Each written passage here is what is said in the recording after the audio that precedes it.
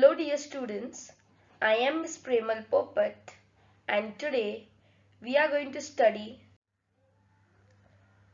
the module 2 of static electricity, and this is a science topic from 7th standard textbook. And in this module we'll be learning about frictional electricity and gold leaf electroscope. So let's begin with the topic. Frictional electricity. So what is frictional electricity? The electric charge generated by friction is called as frictional electricity. Now these electric charges are generated by the friction. From the name itself we can make it out that the charges are generated by friction. Friction meaning rubbing of objects. Okay, when we rub two objects, that time the electric charges are generated, and hence it is known as frictional electricity. Now on screen we can see an image wherein the electric charges are generated by friction, or you can say charging by friction. Over here there is a glass rod and it is rubbed with silk cloth. So what happens when the glass rod is rubbed with the silk cloth? Electrons from the glass rod are transferred to silk cloth. So I'll just write E minus. E minus is nothing but electrons. So electrons from the glass rod are transferred to the silk cloth. So the electrons in the glass rod will become less. At the start we know that when the atom is not charged, the number of electrons and protons are same. But now the number of electrons are decreased when the glass rod is rubbed with silk cloth. So but natural, the number of protons will be more than number of electrons. So what we can say, the positive charges are more. So the electron or the glass rod becomes positively charged because of more protons or more positive charges. Now on the other hand, talking about silk cloth, this silk cloth has acquired electrons from the glass rod. So at the start, when it was not charged, the number of protons and electrons in the silk cloth were the same. Now the electrons from the glass rod are transferred to the silk cloth. So it is obvious that in the silk cloth the number of electrons are more. So the number of negative charges are more, and hence the silk cloth becomes negatively charged. Okay, after rubbing, the glass rod became positively charged and the silk cloth became negatively charged. So at the end, what do we conclude? The two objects wind up with opposite charges. Okay, now these two objects, that is the silk cloth and the glass rod, have acquired opposite charges. Now this charge is produced at the place of friction. When we rub these two objects, then only the charge was produced, and hence it is called as static electricity. In the first module we studied about static electricity, that when we rub objects the charge is transferred or induced. Hence this frictional electricity is also known as static electricity. Now the charge, it means the charge remains on the object for a short duration. Now in this example, the silk cloth has become negatively charged and the glass rod has become positively charged. Now these objects will remain charged for a short amount of time. The charges on this object won't last forever or more amount of time. For a little duration this charges will remain on the object. Now the charges of static electricity are absorbed in moist air. So the electrons from the glass rod were transferred to silk cloth. So these charges are absorbed in moist air. The air around these objects should be moist. And when do we find air moist? In which season? We find air moist in winter season, because the amount of water vapor is more, and due to this the amount of moisture is all in the air is more, and that is why this experiment should be performed in winter season. Frictional electricity. Now we will carry out an experiment on frictional electricity. So the apparatus which we need for this experiment are a few straws, woolen cloth, socks or gloves, and also a glass bottle. So what is the procedure of this experiment? Place a straw on a bottle, take another straw near it, observe what happens. Now at the start I will place a straw on this bottle as shown in the picture, and suppose this is a straw, okay, and I will bring another straw near it, and we have to observe what happens. Now since this both the straws are not charged, so nothing will happen, no reaction will be seen. Okay, I will write over here, in first case there is no reaction seen.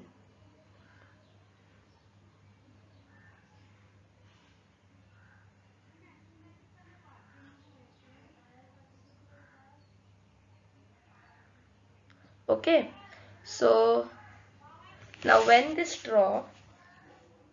a straw is kept on a bottle and another straw is brought near to it, and both the straws are not charged.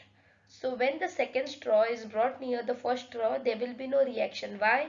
Because none of the straws are charged.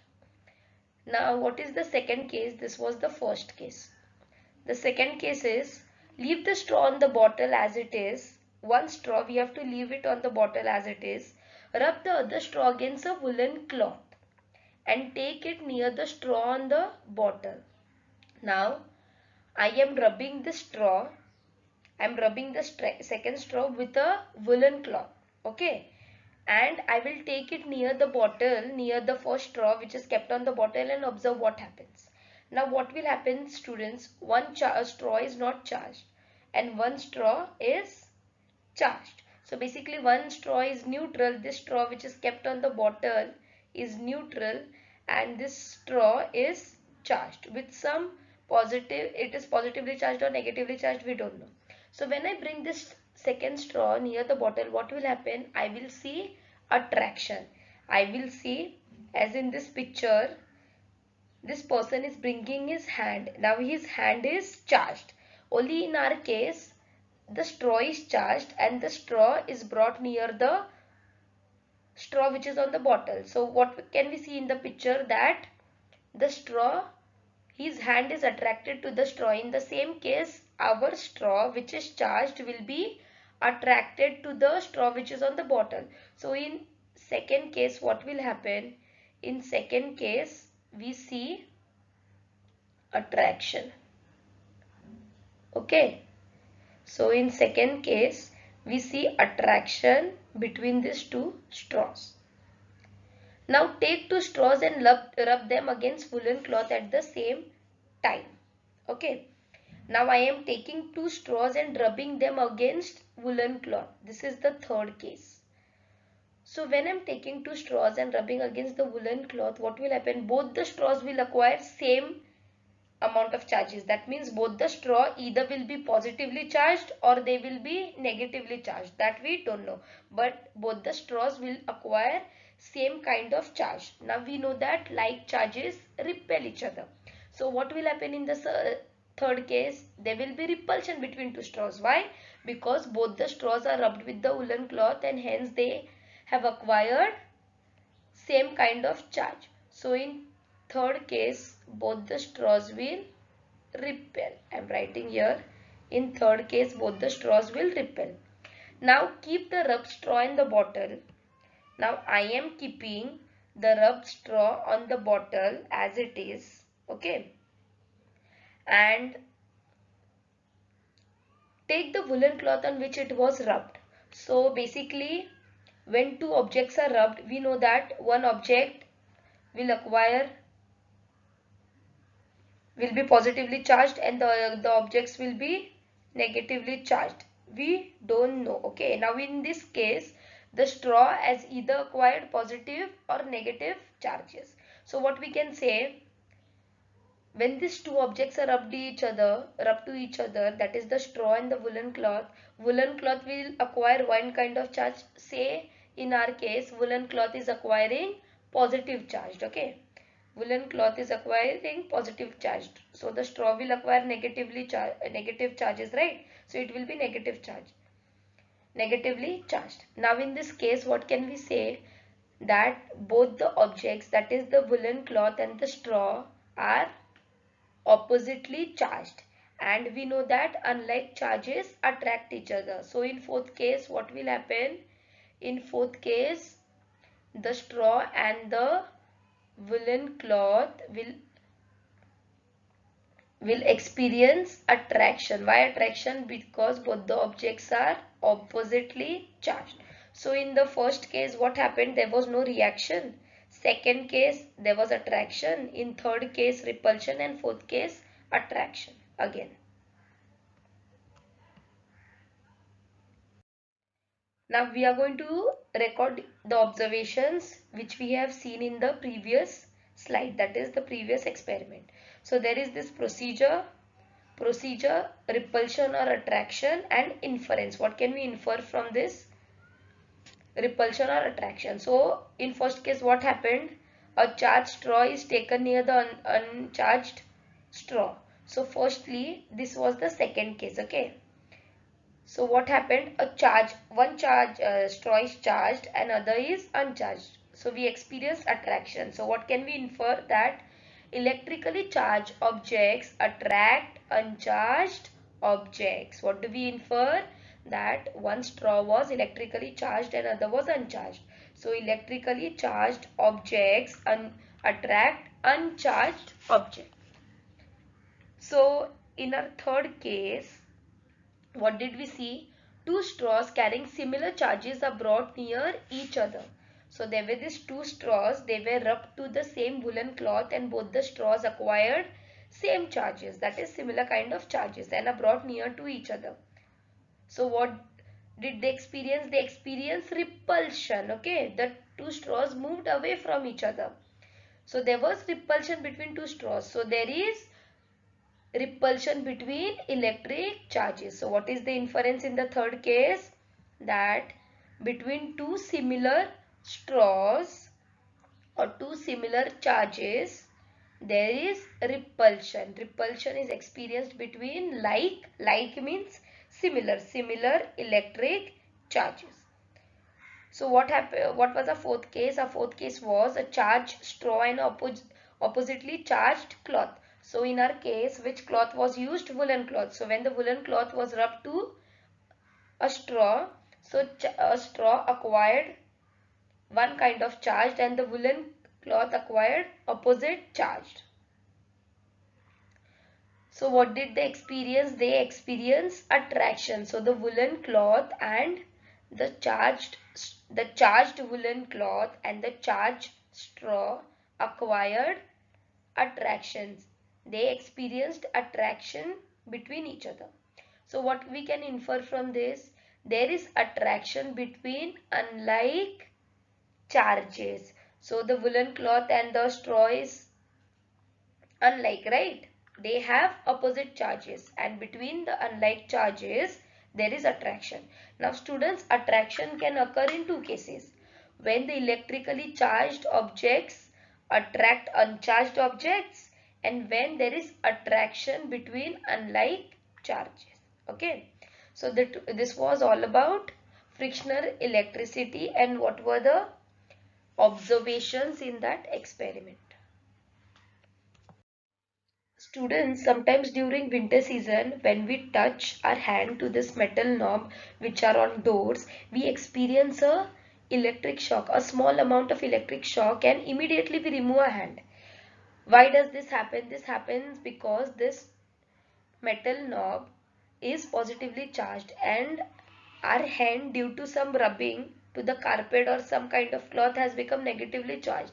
So there is attraction between the metal knob and hand, and that is why there is attraction between the metal knob and hand, and that is why we just experience a small electric shock.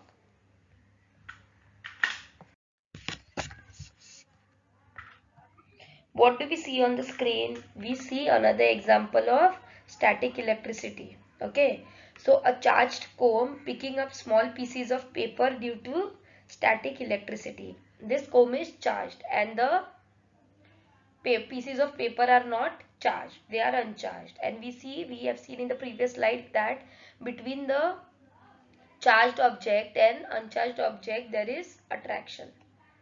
So to charge an object by contact. Now when this comb comes in contact with the pieces of paper, it becomes charged. So rub a plastic comb against paper, touch this comb with another charged comb, take the other comb near some pieces of paper. So this comb is charged with help of some cloth, okay? And after some time what happens, because of the charges present on the comb, it attracts the pieces of paper. So this is to charge an object by contact. Now to charge an object by induction. What do we induction means? The charges are induced or produced. So rub a comb or a balloon on a hair. So in our case, balloon is rubbed on a person's hair. So as shown in the picture, take the balloon near a thin trickle of water from a tap. Trickle means the flow of water from a tap. So when the charged balloon is brought near the flow of water coming from the tap, what happens? The flow of water is attracted. It comes near the balloon, and when the balloon is pushed away from the flow of water, the water comes to its original position. Okay, so this is to charge an object by induction. So what are the observations from the previous slide? When the charged comb is brought close to the flowing water, charged comb of balloon is brought towards the flowing water, water gets attracted, repel or remain as it was, it gets attracted, okay? And when the charged comb is taken away from the flowing water, it gets attracted, repelled or remains as it is, it remains as it was, okay? It comes back to its original position. So we will understand what actually happens. So at first the flow of water is not charged. At first the flow of water is not charged, it is flowing in its direction. So when a negatively charged comb, now this comb is negatively charged, the comb has acquired electrons, comes near the flowing water, the negative particles in it nearest the comb are pushed away. So what happens? This comb has negative charges on it, okay? So when this comb or the balloon is brought near the flowing water, what happens? There are positive and negative charges in this water, right? So all the negative charges in the flow of water are pushed away. So which charges are pushed away? Negative charges. And why the negative charges are pushed away in the flow of water? Because the comb is highly negatively charged, and this electrons from the comb are pushing the electrons in the water backwards. Okay, why? Because like charges repel. So what we can say, so there are positive charges, okay? So positive charges will remain at the edge of the flow of water, okay? So on this side, on right side, there all will be positive charges. So these positive charges are attracted towards the comb, and that is why when we bring this comb or the balloon near the flow of water, it will get attracted, okay? So that part becomes positively charged. So one side, this side of the water becomes positively charged, which is near to comb, okay? And the comb has negative, that means it becomes negatively charged, and the water, one side of the water has become positively charged, and that is why there is attraction experienced between the flow of water and the comb, okay? So when the comb is taken away, the negative particles in the flowing water come back to the original position. So when this comb is taken away, the electrons which are present in the comb are also pushed away, right? So due to this, the charges in the flowing water, that means the electrons and the protons, they come to their normal position when the comb is pushed away. And hence what happens? The positive and negative charges become equal in number in the flow of water, and that is why the water becomes uncharged again and it is attracted. That means it is not attracted towards the comb. So it comes back to its original position. Points to be remembered. Now we have to remember few points in this topic. The number of positive and negative charges are equal on an uncharged or neutral object. So on a neutral object or uncharged, the number of positive and negative, that means the number of electrons and the number of protons are equal. And the electric charge generated by induction or by contact stays only as long as the charged object is near to it. Now in the previous slide we saw that when the comb is brought near the flowing water, the flow of water was attracted, and when we took that comb away from the flowing water, it came back to its original position. So similarly, the electric charge generated by friction stays only as long as the charged object is close to it, near to it. So why does a charged balloon stick to the wall? Now in this example, in this GIF image, we will understand how the charges are generated by friction. So this balloon is negatively charged, okay? So when this negatively charged balloon is brought near the wall, so this line we can see is the wall. So see how the electrons, how the negative charges are moving away and the positive charges are coming closer, okay? So when this balloon is brought near the wall, the electrons are pushed away and the protons or the positive charges come at the edge of the wall, and that is why there is attraction between the wall and the balloon. This we also experienced in the previous example, that is the flow of water and the comb or balloon.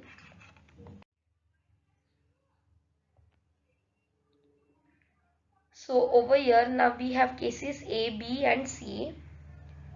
When an uncharged aluminium ball is brought near a negatively charged balloon. So this small one is aluminium ball and it is brought near negatively charged balloon. So what are the observations? In figure A, an opposite charge is generated in the other object by induction.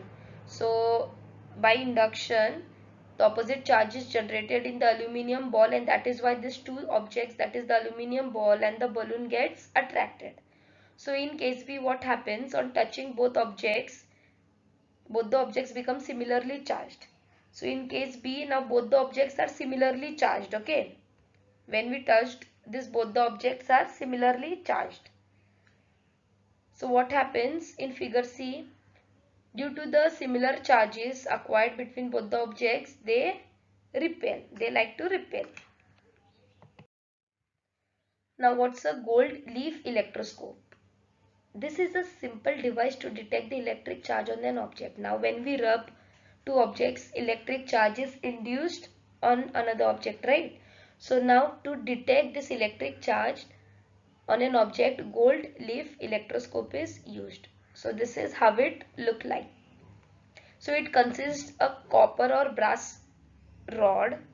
So this is the brass or copper, depends. It can contain a copper or brass rod. So this yellow color rod inside the bottle is nothing but a copper or brass rod which has a metal disc. Now there is a brass metal disc which is also yellow in color outside the bottle, and two thin gold leaves at the other end. Now this, which you can see white in color, these are the gold leaves, and gold leaves are inside the jar. So the rod is placed in a bottle so that disc is above the bottle. Now why the rod is placed? So that the disc will be outside the bottle. Okay. Now when an uncharged object is taken near the disc, the leaves remain closed. Now I am bringing supposed uncharged. You am writing uncharged object near the disc. The leaves remain closed. The leaves will not show any reaction. Okay, it will remain closed.